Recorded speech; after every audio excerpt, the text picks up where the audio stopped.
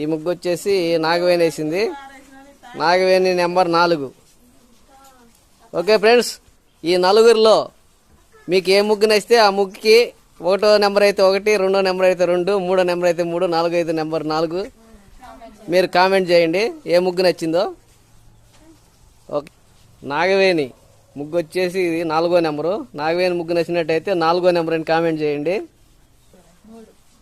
అనూష ముగ్గు వచ్చేసి ఇది అనూష ముగ్గు నచ్చినట్టయితే 3 అని కామెంట్ చేయండి.